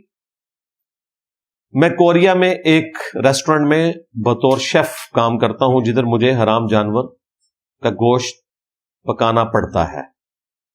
میری کمائی حلال ہے یار؟ بھائی اس سے پیچھے ہٹ جائے, یہ تو درست نہیں ہے. اڈاپٹ کیے ہوئے بچے کو بھی وراثت میں حصہ دینا ہوگا؟ نہیں وراثت میں نہیں, لیکن آپ اسے گفٹ تو دیں گے نا, اپنی زندگی میں اسے گفٹ دیں. اس نے آپ کی خدمت کی ہے اور بعد میں بھی اس کے لیے فائدہ مند ہو, 1/3 مال تک دے سکتے ہیں. قرآن کی وہ آیت جس میں اللہ نے فرمایا اللہ اور وہ شخص جس کے پاس کتاب آسمانی بطور گواہ کافی ہیں, اس میں وہ شخص کون ہے جس کے پاس کتاب آسمانی؟ یہ کون سی آیت؟ سورۃ الرعد وہی دوبارہ سے آ گیا. ہاں تو جب اللہ تعالیٰ نے اس شخص کا ذکر نہیں کیا ہو تو میں آپ کو کہاں سے بتا دوں بھائی؟ تو قرآن میں تو صرف اس کا ذکر نہیں ہے, قرآن میں تو نبی اسلام کو بھی کہا گیا ہے, اہل علم سے متعلق, علماء بنی اسرائیل سے متعلق اس زمانے میں موجود تھے جو اہل حق ہیں. عبداللہ بن سلام کا بھی ذکر آیا, وہ بھی بائی نیم نہیں آیا. تو آسمانی کتابوں کا علم اس زمانے میں جن جن علماء کو تھا وہ سارے کے سارے اسی کیٹیگری میں فال کرتے ہیں. آپ نے ویڈیو میں کہا کہ میں اولیاء اللہ کو نہیں مانتا, وہ کافر ہے. یہ کیا ہوا ہے؟ یہ میں نے کب کہا جی؟ میں نے کہا ہی نہیں ہے, تو آپ سوال کا تو جواب ختم ہی ہو گیا. جو حضرت بکر صدیق کو نہیں مانتا کیا مسلمان ہے؟ یا حضرت بکر, یہ کیا بھائی لکھا ہے؟ میں نے تو کوئی ایسی بات نہیں کی ہے. جو اولیاء اللہ کو نہیں مانتا وہ کافر ہے. کیوں؟ میں نے کیوں کہنا بھائی اولیاء اللہ کو نہ مانے تو وہ کافر ہے؟ اولیاء اللہ کو ماننا تو اسلام کا حصہ تو نہیں ہے. اللہ رسول آخرت کو ماننا ہے. یہ آپ نے کس ویڈیو میں, کس کا سوال ہے بھائی؟ مجھے کلیئر کرے, کس ویڈیو میں اس نے سنا ہے؟ ہم نے تو کوئی ایسا دعویٰ نہیں کیا. باقی کسی عام مسلمان کو بھی کوئی کافر کہہ دے اور وہ کہنے والے کو پتا ہو کہ یہ مسلمان ہے, وہ کافر ہو گیا. صحابہ کرام کو تو چھوڑ دیں, لیکن اگر کسی کو تعویل کی غلطی لگے اور وہ کسی بدری صحابی کو بھی کافر کہہ دے تو وہ کافر نہیں ہوگا, کیونکہ حضرت عمر نے ایک بدری کو کافر کہا تھا, بخاری مسلم میں. ابن ابی بلتا کو، تو اس پہ پھر امام بخاری نے باب باندھا ہے کہ اگر تعویل کی غلطی کی وجہ سے کوئی کافر کہہ لے تو وہ کافر نہیں ہوتا، اور جان بوجھ کے کہے گا تو کافر ہو جائے گا۔ میں اگر حضرت ابوبکر کو کافر کہوں تو میں کافر ہوں، حضرت ابوبکر کو چھوڑ دیں، تمہارے آج کے دور کے جو مولوی ہیں نا جن کو میں مسلمان سمجھتا ہوں، میں ان کو بھی کافر کہوں تو میں خود کافر ہو جاؤں گا۔ لیکن اگر کوئی شخص اپنے علمی دلائل کی بنیاد پہ وہ صحیح ہے یا غلط، اس کے نزدیک چونکہ وہ درست ہیں، تعویل کی غلطی کا شکار ہو جائے، جس طرح حضرت عمر نے ابن ابی بلتا کو نعوذ باللہ منافق کہہ دیا تھا، تو اس پہ پھر کوئی گرفت نہیں ہے۔ یہ امام بخاری نے لکھا ہوا ہے۔ دیوبند والوں نے میرے خلاف فتویٰ لگایا کہ انجینئر صاحب کہتے ہیں کہ صحابی کو کافر کہنے سے بھی وہ کافر نہیں ہوتا۔ آپ نے فرمایا تھا قد قامت الصلاۃ پر اٹھنا ہے، میں جب بھی اٹھتا ہوں میری پہلی صف چھوٹ جاتی ہے۔ پہلی صف چھوٹ ہی نہیں سکتی، آپ پہلی صف میں بیٹھ کے قد قامت الصلاۃ پہ اٹھا کریں نا۔ آپ کو کس نے کہا کہ چوتھی صف میں جا کے بیٹھے؟ مسجد میں آنے کے بعد پہلا کام آپ کا یہ ہونا چاہیے کہ پہلی صف میں جا کے بیٹھے۔ اپنی غلطیاں تو ہمارے اوپر نہ ڈالیں بھائی۔ کیا منت ماننا جائز ہے؟ جائز ہے لیکن پسندیدہ نہیں۔ بخاری مسلم میں حدیث ہے منت ماننے سے کسی کی مصیبت نہیں ٹلتی، کنجوس کا مال نکل جاتا ہے، بس صدقے سے مصیبت ٹلتی ہے۔ جی ہم بچپن سے سنتے آئے ہیں کہ حضرت فاطمہ کی روح اللہ پاک نے خود قبض کی تھی، کہانی ہے بھائی، اس طرح کی بات نہیں ہے۔ اللہ تعالیٰ ہی سب کی روح قبض کرتا ہے لیکن فرشتوں کے ذریعے۔ میرا رفع الیدین کرنے کا دل تو کرتا ہے، مگر ڈاکٹر طاہر القادری صاحب کی ترک رفع الیدین میں بہت ساری احادیث جمع کی ہیں، ان کا کیا کریں؟ کوئی نہیں جمع کی تھی، ڈاکٹر صاحب نے تو کہانی کرائی جائے۔ ڈاکٹر صاحب دا علمی لیول یہ ہے، منہاج السوی کتاب کی بات کر رہے ہیں نا، آپ کو تو کتاب کا نام بھی نہیں آتا، مجھے تو اس کتاب کا نام بھی آتا ہے اور میں نے کتاب پڑھی ہوئی ہے۔ انہوں نے ترک رفع الیدین کے اوپر حدیث لی ہے بخاری مسلم کی، جو نہ امام بخاری کو پتا ہے کہ یہ ترک رفع الیدین سے متعلق ہے، نہ امام مسلم کو پتا ہے، نہ ڈاکٹر طاہر القادری صاحب سے پہلے کسی کو پتا تھا، کیونکہ پہلے کوئی شخص اس لیول پہ اترا ہی نہیں نا احادیث کا مفہوم بدلنے کے اعتبار سے۔ حضرت ابو ہریرہ رضی اللہ تعالیٰ عنہ کہتے ہیں میں تم سب سے زیادہ رسول اللہ کی نماز سے واقف ہوں۔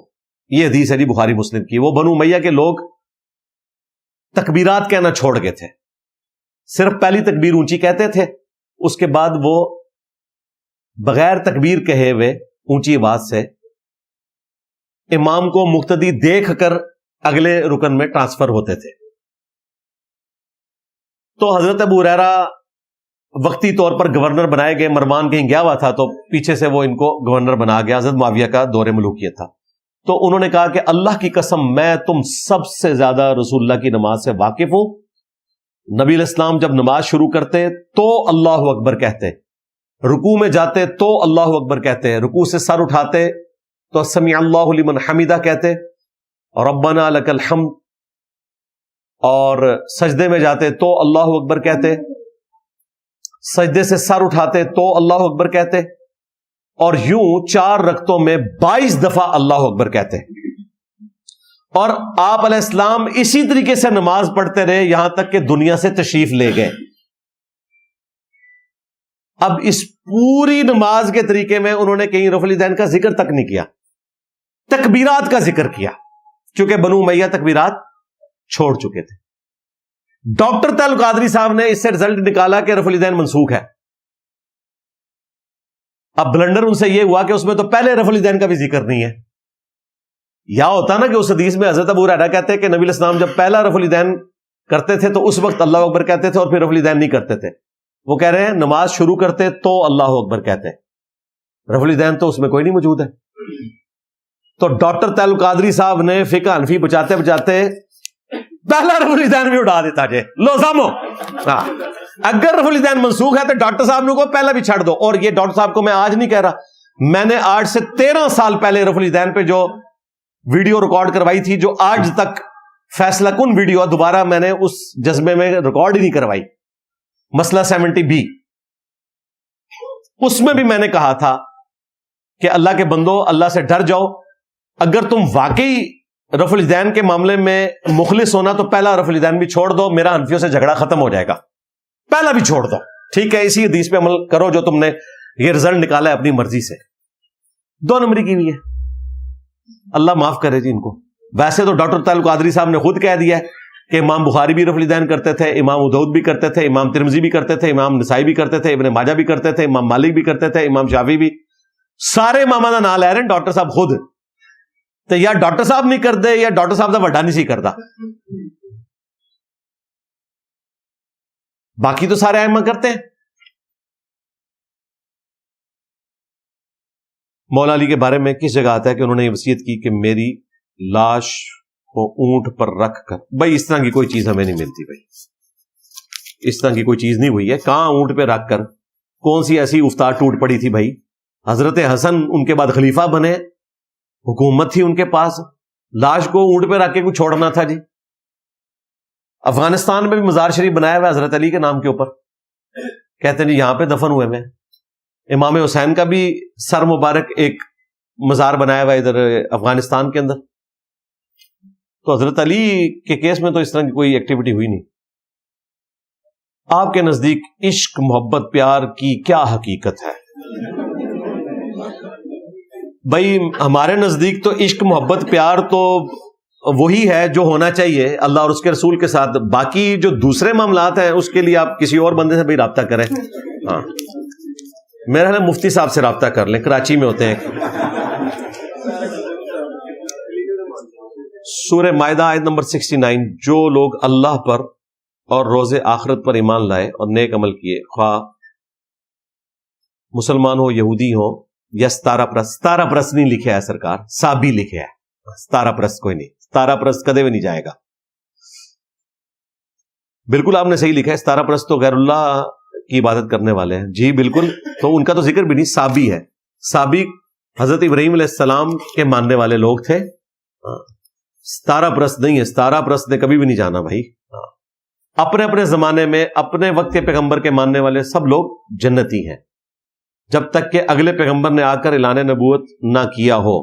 جیسے ہی اگلا پیغمبر آتا ہے اس کو ماننا بھی ضروری ہے۔ یہودی اس وقت تک جنتی تھے جب تک عیسیٰ ابن مریم کا انہوں نے انکار نہیں کیا، اسی طریقے سے کرسچنز بھی اس وقت تک جنتی تھے جب تک انہوں نے محمد رسول اللہ کا انکار نہیں کیا صلی اللہ علیہ وآلہ وسلم۔ اگر قرآن میں سب کچھ تفصیل موجود ہے جیسا کہ سورۃ الانعام میں آیا، تو پھر نبی الاسلام کی سنت اور احادیث کا کیا کردار رہ جاتا ہے؟ کیا ہر حکم قرآن میں ہے؟ جی قرآن میں ہی ہے نا، قرآن نے کہا کہ نبی الاسلام کی سنت پہ عمل کرنا ہے۔ لقد کان لکم فی رسول اللہ اسوۃ حسنہ، قرآن میں آیا، قرآن ہی یہ بتا رہا ہے آپ کو کہ جب جمعے کے دن اذان دی جائے تو مسجد کی طرف لپکو۔ اذان کیسے دی جائے یہ قرآن نہیں بتا رہا، وہ سنت بتا رہی ہے۔ اس کا مطلب ہے کہ پیرلل میں ایک چیز چل رہی ہے، قرآن ہی کہہ رہا ہے وَأَقِیمُوا الصَّلَاةَ وَلَا تَكُونُوا مِنَ الْمُشْرِکِينَ، نماز قائم کرنا، مشرک نہ ہو جانا۔ نماز کا طریقہ وہ قرآن نہیں بتا رہا، وہ سنت بتا رہی ہے۔ قرآن نہیں بتایا کہ سنت پہ عمل کرنا ہے۔ مَن یُطِیعِ الرَّسُولَ فَقَدْ أَطَاعَ اللَّهَ، جس نے رسول اللہ کی اطاعت کی اس نے اللہ کی اطاعت کی۔ قُلْ إِن كُنتُمْ تُحِبُّونَ اللَّهَ فَاتَّبِعُونِي يُحْبِبْكُمُ اللَّهُ، اے نبی ان سے فرماؤ اگر تم اللہ سے محبت کرتے ہو تو پھر میری اتباع کرو، پھر اللہ بھی تم سے محبت کرے گا اور تمہارے گناہوں کو معاف کر دے گا۔ دو نماز اگر جمع کرنی پڑ جائے تو اقامت الگ الگ ہوگی جی، الگ الگ ہوگی جی، ایک بار کیوں ہوگی، دونوں کے لیے الگ ہوگی، اذان ایک ہوگی۔ مذہب کے بارے میں مزید تحقیق کو دل نہیں کرتا، مگر جتنا علم ہے اس پر دل مطمئن نہیں ہے۔ کون سی مزید تحقیق، مطلب کون سی تحقیق یہ کرنا چاہ رہے ہیں جی؟ تحقیق نہیں کہ دل، دنیا میں ہم اس لیے تو نہیں آئے کہ آپ نے دل کو کسی ایسی جگہ پہ لگا دینا ہے کہ جس سے آخرت نہ بنے۔ دنیا میں آپ اسی لیے آئے ہیں بھائی، جنت کمانی کو آسان تو نہیں ہے نا، پلیٹ میں رکھ کے تو نہیں اللہ نے جنت دینی۔ ہماری مسجد میں امام صاحب ہر نماز کے بعد اجتماعی دعا کرتے ہیں، وہ اس میں یا رسول اللہ انظر حالنا کہتے ہیں۔ میں نے ان سے پوچھا لیکن انہوں نے بات ٹال مٹول کر دی، مہربانی کر کے تسلی بخش جواب دیں۔ کیا جواب دیں بھائی، غلط کر رہے ہیں، ان کو بتائیں بخاری مسلم میں ہے کہ 70 صحابہ کو جب دھوکے سے شہید کیا جانے لگا تو انہوں نے یا رسول اللہ انظر حالنا نہیں کہا، حالانکہ رسول اللہ دنیا میں موجود تھے۔ انہوں نے کہا اے اللہ ہمارے نبی کو ہمارے حال کی خبر کر دینا، ہم ان کے دین پر قائم ہیں اور اس حال میں اپنے رب سے ملنے والے ہیں کہ ہمارا رب ہم سے راضی اور ہم اپنے رب سے راضی۔ حضرت جبرائیل نے آ کے خبر دی، حضور زارو قطار رونا شروع ہو گئے۔ اور کہا کہ تمہارے ساتھیوں کو دھوکے سے شہید کر دیا. تو نبی علیہ السلام جب دنیا میں موجود تھے تو صحابہ کرام کہتے تھے اے اللہ تو ہمارے نبی کو ہمارے حال کی خبر کر دے. وہ تو سب سے بیسٹ موقع تھا یا رسول اللہ انظر حالنا کہنے کا. اس ایک حدیث نے جو بخاری میں بھی ہے مسلم میں بھی ہے 3 عقیدے کلیئر کر دیے. حاضر و ناظر کا عقیدہ، استعانت کا عقیدہ یعنی غیر اللہ سے مدد کا عقیدہ، اور علم غیب کا عقیدہ. تینوں عقیدے اس ایک حدیث نے کلیئر کر دیے. کیا مرد آئی بروز سیٹ کروا سکتے ہیں؟ اگر اتنے زیادہ بگڑ گئے ہیں کہ روٹین سے ہٹے ہوئے تو کروا لے، کوئی مسئلہ نہیں ہے. وہ عورت بھی کروا لے، لیکن جس طرح عورتیں کرواتی ہیں تو بالکل حرام ہے. اس کو پھر دیکھنا پڑے گا اسٹیٹسٹیکل انالیسس کے ذریعے. ہر عورت کہتی ہے جی میرے آئی بروز خراب ہیں، پھر ہر مرد کو اپنے آئی بروز خراب نظر آنا شروع ہو جائیں گے. پھر ان سے پوچھیں کہ ٹھیک کس کے ہیں. اگر لاکھوں میں ایک بندے کا ٹھیک نکلتا ہے ان کی نظر میں اور باقی سب کی خراب ہے، تو اس کا مطلب یہ ہے کہ اللہ تعالیٰ نے ان کو ایسے ہی بنایا ہوا ہے. اگر ہونا کہ دنیا میں 10 لاکھ بندوں کا آپ ڈیٹا لیں اور ان کے ایک جیسے آئی بروز ہوں اور بیچ میں ایک بندے کا بالکل ہٹ کے ہو تو ٹھیک ہے وہ ٹھیک کروا لے. جب ساروں کے ایسے ہی ہیں تو یہ اللہ نے نیچرلی ایسا رکھا ہوا ہے. کیا جمعہ کے دن غسل کرنا ضروری ہے؟ پہلے تھا، اب نہیں رہا. بخاری مسلم میں حدیث ہے کہ جمعے کے دن کا غسل واجب ہے. لیکن سنن ابی داؤد میں موجود ہے جب حضرت ابن عباس سے کسی نے پوچھا کہ ہمیں سمجھ نہیں آتی کہ جمعے کے دن کا غسل واجب ہے یا سنت ہے، تو انہوں نے کہا میں تمہیں مسئلہ بتاتا ہوں. پہلے یہ واجب تھا، اللہ نے ہمیں وسعت نہیں دی ہوئی تھی، موٹا لباس ہوتا تھا، پسینے کی حالت میں لوگ مسجد میں آتے تھے، بدبو پھیلتی تھی. پھر حضور نے کہا کہ جمعے کے دن کم از کم غسل کر کے آؤ. جب اللہ نے ہمیں وسعت دی، باریک لباس مل گیا. باریک لباس آپ کو پتہ ہے پسینے میں شرابور ہو تو خشک بھی جلدی ہو جاتا ہے، بدبو نہیں پھیلتی. پھر اب جس کی مرضی غسل کر کے آئے، جس کی مرضی غسل کیے بغیر آ جائے. اب یہ صرف سنت ہے، واجب نہیں رہا. اس حدیث سے ان لوگوں کے منہ کے اوپر بھی ہم نے سیاہی مل دی جو ہمیں بخاری اور مسلم کا مقلد کہتے ہیں. اگر ہم بخاری مسلم کے مقلد ہوتے تو صرف اسی حدیث پہ رک جاتے اور جمعے کے دن کے غسل کو واجب کہتے. ہم ابو داؤد سے حدیث لا کے یہ بتا رہے ہیں کہ وہ حدیث منسوخ ہے جو بخاری مسلم میں ہے کہ جمعے کے دن کا غسل واجب ہے. لوزامو. البتہ صحیح مسلم میں ایک حدیث ہے کہ ہر مسلمان پہ ہفتے میں ایک دن غسل کرنا ضروری ہے. اس حدیث کی اہمیت اپنی جگہ موجود ہے. اتنا کوئی رہ نہ جائے کہ وہ ہفتے میں ایک دن بھی غسل نہ کرے. مسلمان تو ہے ہی پانی کی مچھلی ہے، اس نے روزانہ 5 دفعہ وضو کرنا ہے، تو ہفتے میں ایک دن غسل ضرور کرے. بہتر ہے کہ جمعے کو کرے، لیکن اگر جمعے کو نہیں کر سکتے کسی بھی دن کریں. کوشش کریں کہ ہفتے میں ایک دفعہ ضرور نہائیں. مسلمان کے لیے یہ ضروری ہے. اگر گھر نماز پڑھی جائے تو جائے نماز بچھانا ضروری ہے. جائے نماز بچھانا ضروری نہیں ہے، لیکن جس جگہ نماز پڑھ رہے ہیں وہ جگہ تو پاک ہونی چاہیے نا. اس چیز کو تو انشور کریں. اسی لیے مسجد بیت بنائی جاتی ہے، گھر کا ایک کونا مخصوص کریں. ورنہ تو پورے گھر کو اگر آپ اس طرح چھوڑ دیں گے، یا آپ نے گھر میں قالین بچھایا ہوا ہے اور لوگ جوتیوں کے بغیر وہاں پہ جاتے ہیں، تو ٹھیک ہے آپ بغیر مصلے کے نماز پڑھ لیں، کوئی مسئلہ نہیں ہے. اور اگر ماربل ہے، فرش ہے، اور اس کے اوپر کوئی چیز اس طرح کی نہیں گری ہوئی ہے، صاف کیا ہوا ہے، تو مصلی بچھانے کی ضرورت نہیں ہے. افضل یہ ہے کہ آپ ڈائریکٹ زمین کے اوپر نماز پڑھیں. اوئے ہوئے، یہ تو پورا لو لیٹر ہے، اتنا لمبا، اتنی باریک رائٹنگ. آپ کہتے ہیں کہ بریلوی دیوبندی دونوں ایک دوسرے کے پیچھے نماز نہیں پڑھتے اور ایک دوسرے کو کافر سمجھتے ہیں. اور میں نہیں کرتا، کہتا بھائی میں بتاتا ہوں، کہتے تو یہ ہیں کافر ایک دوسرے کو. ہاں، پر تبلیغی جماعت والے پاکستان بھر میں، تبلیغی جماعت والے تو شریف روح ہیں یار، اللہ کا شکر ہے ان میں یہ غلاظت نہیں ہے. ان میں بھی جو اسٹرانگ ہے وہ سخت ہیں. میں رہے تبلیغی جماعت، مجھے پتہ ہے. تبلیغی جماعت کو چھوڑ دیں یار، وہ تو خیر ہے. المہند میں مولانا خلیل نے جو شیطانی لشکر کہا وہ بھی حوالہ کافر.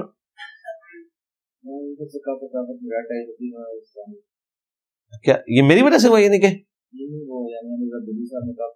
تو مجھے تمہارے سارے مولوی کافر کہتے ہیں. میں نے تو جواب میں انہیں کافر نہیں کہا.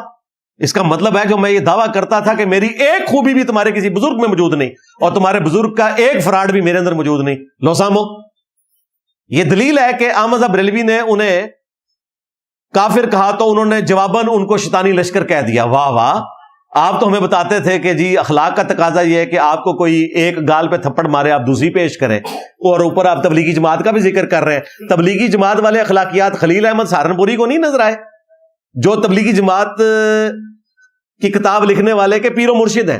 شیخ زکریا کاندلوی کے پیر ہیں خلیل احمد سہارنپوری، جنہوں نے المؤند لکھی ہے. ہاں، تو تبلیغی جماعت کے جو دادا پیر ہیں ان کو تو وہ اخلاقیات نہیں آئی. وہ احمد بریلوی کو، ان کی جماعت کو شیطانی لشکر، اور کہتے ہیں جس طرح انبیاء کے خلاف کھڑے ہوتے تھے ہم علماء دیوبند رضی اللہ عنہم کے خلاف یہ کھڑے ہوئے. تو یہ اخلاقیات تو اپنے بزرگوں کو سکھائے نا. میرا خیال ہے یہ جواب کافی ہو گیا، ورنہ تو میں اور کچھ کرنا شروع ہوا تو پھر نئی میمز بنے گی. اس پہ ہی کافی کرتے ہیں. غیر مسلم فوت ہو جائے تو ان کے گھر والوں سے ہم افسوس کر سکتے ہیں؟ جی افسوس کر سکتے ہیں، دعائے مغفرت نہیں کر سکتے. پچھلے دنوں جو یہ ایئر کریش ہوا انڈیا میں تو میری تفصیلاً ویڈیو آئی تھی اس کے اوپر، وہ آپ دیکھ لیں. غیر مسلم سے متعلق 10 احکامات، انہیں سلام کر سکتے ہیں کہ نہیں کر سکتے، ان کی آخری رسومات میں شریک ہو سکتے ہیں کہ نہیں ہو سکتے، دعائے مغفرت کر سکتے ہیں نہیں کر سکتے، ان کے کھانے پینے کی چیزوں کا معاملہ انہیں قرآن پڑھنے کے لیے دے سکتے ہیں نہیں دے سکتے. 10 چیزیں ایسی جو عام مسلمان کو پتا ہونی چاہیے، جو آپ کو مولویوں نے نہیں بتانی. مولویوں نے تو آپ کو اور طرف ہی لگا کے رکھنا ہے. وہ میں نے ساری ریکارڈ کروا دی ہیں. اس سے پہلے بھی جب انڈین گورنمنٹ نے اپنی ایک فیمیل منسٹر بھیجی تھی وہاں سعودی عرب، اور ان کو حرم مدینہ کا وزٹ کروایا گیا تو بڑا ہنگامہ کھڑا ہوا، تو میں نے اس پہ بھی تفصیلاً ویڈیو ریکارڈ کروائی تھی. اس میں بھی میں نے وہ 10 احکام ذکر کر دیے تھے. بغیر امام کے اگر ہم خود اقامت پڑھیں تو 2 فرشتے ہمارے پیچھے نماز ادا کریں گے. پتہ نہیں جی، اس طرح کی کوئی روایت ہمارے علم میں نہیں ہے. سنن نسائی میں اتنا آیا ہے کہ تمہارے رب کو اس گڈریے پہ بڑا پیار آتا ہے جو اکیلا پہاڑ کی چوٹی پر کھڑا ہو کر اذان کہہ کر، اقامت کہہ کر نماز پڑھتا ہے. جماعت ہی کرے گا، ظاہر اکیلا بھی جماعت ہو جاتی ہے. یہ رپورٹ ہوا ہے. باقی فرشتوں والی کوئی بات رپورٹ نہیں ہوئی ہے، نہ کوئی جنات والی رپورٹ ہوئی ہے. پتہ نہیں، جنات بھی شاید پڑھتے ہوں آپ کے پیچھے، وہ نظر تو نہیں آتے. واپس جانی کے پیچھے ہی جنات نماز پڑھتے رہے، ان کو پتہ چلتا رہا، ہمیں نہیں پتہ چلتا. ہو سکتا ہے، ممکن ہے، ممکن تو ہے. ہاں، کتنا پکا منہ بنا کے اللہ دے بندے ہو سامنے باپا جانی نو پوچھتا پیا بندہ کہ جی آپ کو ہم نے روزہ شریف ادھر دیکھا ہے، ٹھیک ہے، تو وہ نہ انکار کر رہے ہیں نہ اقرار کر رہے ہیں. ان کا نہیں جی آپ حضرت صاحب یہ بتائیں کہ ممکن ہے. کہتے ہیں ہاں ممکن تو ہے. سیدھی طرح نہیں کہتا کہ میں نہیں ہے یار. مجھے کئی لوگوں نے، یار ایک نہیں درجنوں لوگ کہہ چکے ہیں کہ آپ خواب میں آئے اور آپ نے کہا کہ جی اتوار والے دن جیل آنا ہے. ابھی وہ جملہ پورا نہیں کرتا ہوں، میں کہا یار منو نہیں پتا، اللہ دے بندے ہو، یہ اللہ دا محکمہ ہے، اللہ دا. تو یہ اللہ خواب دکھاتا ہے. ایون نبی علیہ السلام بھی جب خواب میں آئے نا کسی کو، تو یہ اللہ تعالیٰ نبی علیہ السلام کو جو دکھاتا ہے یہ ایک اللہ تعالیٰ نے موڈ بنایا ہوا ہے. اس سے کوئی تعلق نہیں کہ نبی علیہ السلام کے علم میں یہ چیز ہے یا نہیں، یا نبی علیہ السلام فزیکلی وہ آئے ہوئے ہیں. جس طرح یہ کہتے ہیں نا جی وہ واقعہ کربلا میں جو مسند احمد میں صحیح حدیث ہے، ابن عباس نے خواب میں دیکھا نبی علیہ السلام نے خون کی شیشی اٹھائی بھی ہے اور پرانگدہ حالت ہے، کہا حسین اور اس کے ساتھیوں کا خون جمع کر رہا ہوں. تو یہ ایک تمثیل دکھائی گئی تھی. یہ نہیں کہ نبی علیہ السلام واقعہ کربلا میں تھے اور واقعی خون سمیٹ رہے تھے، نہیں، یہ تمثیل ہے. خواب کا ڈپارٹمنٹ یہ اللہ کا ایک الگ ڈپارٹمنٹ ہے. آپ مجھے خواب میں دیکھیں، میں آپ کو خواب میں دیکھوں، ہمیں نہیں پتا ہوگا کہ ہم نے ایک دوسرے کو زیارت کرائی ہوئی ہے خواب میں، کہ اللہ تعالیٰ تمثیل بنا کے دکھاتا ہے. لہٰذا اس قسم کی باتیں کرنا اور اس کے اوپر عقائد و نظریات کھڑے کرنا، اللہ سے ڈر جائے. ٹائم پہلے ہی 8-10 منٹ اوپر ہو چکے ہیں. یہ پھر اگلی بار رکھتے ہیں جی. ہاں انشاءاللہ تعالیٰ یہ میں نے ادھر رکھ دی ہے. اگلی باری ویسے حال تک آئی نہیں ہے، انا صدا اکٹھا ہو گیا، ٹھیک ہے، کیونکہ اسپیشل ٹاپک تو ایڈریس کرنا ضروری ہے نا. وہ تو میں نے کرنا ہی کرنا. یہ پرچیاں تو ایک وقت گزارنے کے لیے میں سب کچھ ریکارڈ کروا چکا ہوں. آج بھی کوئی پرچی ایسی نہیں آئی کہ جس میں میں نے پہلے بولا نہ ہو، لیکن آپ لوگوں کی دلجوئی کے لیے میں ان چیزوں کو ڈسکس کر دیتا ہوں دوبارہ سے. اصل مقصد ہے کرنٹ افیئر پہ بات کرنا، اور اس سے بھی زیادہ ضروری آپ لوگوں سے ملاقات کرنا ہوتا ہے. یہ جو مجلس ہوتی ہے نا سنڈے کی، یہ پرائمری اس لیے ہے کہ آپ سے ملاقات کرنی ہے، ورنہ مجھے یہاں بیٹھنے کی ضرورت ہے؟ مجھے بتائیں، میں تو گھر بیٹھ کے بھی اسٹوڈیو ریکارڈنگ کروا سکتا ہوں DSLR میں، اس میں کوالٹی سے بھی اچھی آئے گی. یہ تو 60 فٹ دور لگا ہوا کیمرہ. وہ تو لگے گا ادھر قریب، اور اس کی کیا کوالٹی آتی ہے. اور میں دوسرے ملک بھی جا سکتا ہوں، وہاں پہ بھی بیٹھ کے ریکارڈنگ کروا سکتا ہوں. یا اگر میں پاکستان میں رکا ہوا ہوں نا، اور اوپنلی پچھلے 17 سال سے بغیر ناغے کے لوگوں سے ملتا ہوں، تو صرف ایک وجہ ہے، اور وہ آپ لوگ ہیں. اسی لیے ہم نے پابند کیا ہے کہ جو ایک دفعہ اتوار والے دن آ جائے، مہربانی کرے دوبارہ آنے کی ضرورت نہیں، اگلے لوگوں کو موقع دیں. ہمارے پاس اتنی جگہ نہیں ہے. میں جگہ ڈبل کروں گا، بندے 4 گنا ہو جائیں گے. 4 گنا جگہ کروں گا، بندے 8 گنا ہو جائیں گے. تو پھر میں ایک اتوار کو تصویر کھنچوانا شروع کروں گا، اگلی اتوار آ جائے گی. ہاں ظاہر ہے. اس لیے ہم ریکویسٹ کرتے ہیں کہ آپ لوگ ایک دفعہ آئیں. مجبوراً کبھی دوبارہ آنا پڑ جائے، کسی کے ساتھ لادہ بات ہے، دوبارہ ادھر آنے کی ضرورت نہیں. ایک تصویر دا وزن چک لو نا تسی میرے نال کھچوا کے، ایک فوٹو دا تو کافی ہے. ایک فوٹو اتنی بھاری فوٹو پہندی ہے.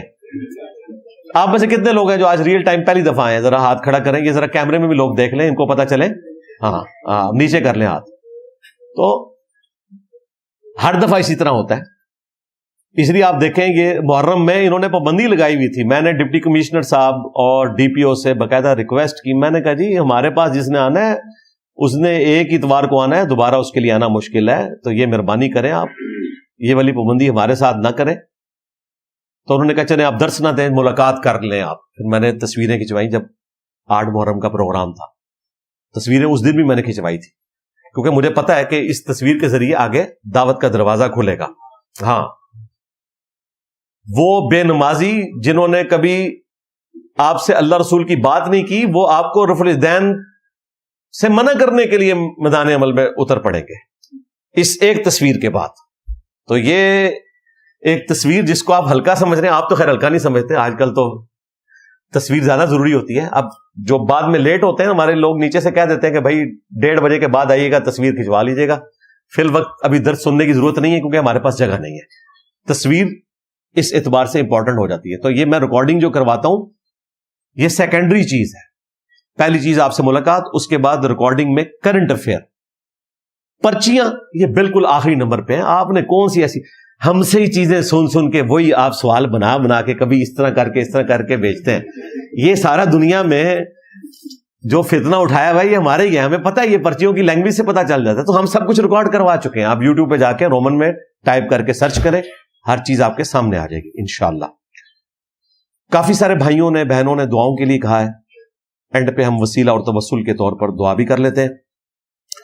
اللہم انی اسألک بأنک انت اللہ لا الہ الا انت الاحد الصمد الذی لم یلد ولم یولد ولم یکن لہ کفوا احد وإلہکم الہ واحد لا الہ الا هو الرحمن الرحیم الف لام میم اللہ لا الہ الا هو الحی القیوم. اللہم صلی علی محمد وعلی آل محمد رب ارحمہما کما ربیانی صغیرا ربنا هب لنا من ازواجنا وذریاتنا قرة اعین وجعلنا للمتقین اماما. اللہم ربنا آتنا فی الدنیا حسنہ وفي الآخرة حسنة وقنا عذاب النار. اللهم اغفر لحينا وميتنا وشاهدنا وغائبنا وصغيرنا وكبيرنا وذكرنا وأنثانا. اللهم من أحييته منا فأحيه على الإسلام ومن توفيته منا فتوفه على الإيمان. اے اللہ جن جن بھلائیوں کا سوال تیرے محبوب صلی اللہ علیہ وآلہ وسلم نے تجھ سے کیا، ہمارے حق میں، ہمارے ماں باپ کے حق میں، ہمارے بیوی بچوں کے حق میں، پوری امت کے حق میں قبول و منظور فرما. اور جن جن چیزوں کے شر سے تیرے محبوب علیہ السلام نے تیری پناہ طلب کی، تمام مسلمانوں کو ان چیزوں کے شر سے اپنی پناہ عطا فرما. بالخصوص فلسطین کے مسلمان، کشمیر کے، انڈیا میں، یمن میں، عراق میں، شام میں، افغانستان میں، پاکستان میں، جہاں کہیں کسپوسری کی زندگی گزار رہے ہیں، غیب سے ان کی عزت، آبرو، جان و مال کی حفاظت فرما. ہمارے ملک پاکستان کی خیر فرما، پورے عالم اسلام کی خیر فرما، اندرونی اور بیرونی خطرات سے محفوظ فرما. حاضرین کے دلوں میں جو نیک اور جائز دعائیں ہیں قبول فرما، حاضرین کے جو چھوٹے بڑے رشتہ دار فوت ہو چکے مغفرت فرما، جو بیمار ہیں انہیں شفا عطا فرما، جو زندہ ہیں انہیں موت سے پہلے قبر و آخرت کی تیاری کرنے کی توفیق عطا فرما۔ یہ تمام دعائیں تمام مسلمانوں کے حق میں قبول و منظور فرما۔ اے اللہ، ختم نبوت صلی اللہ علیہ وآلہ وسلم کی برکت سے اپنے محبوب صلی اللہ علیہ وآلہ وسلم کی اس مبارک دعوت کو پوری دنیا میں پہنچانے کی توفیق عطا فرما۔ سبحان ربک رب العزت عما یصفون وسلام علی المرسلین والحمد للہ رب العالمین وصلی اللہ علی النبی الکریم وعلی آلہ واصحابہ اجمعین الی یوم الدین، آمین۔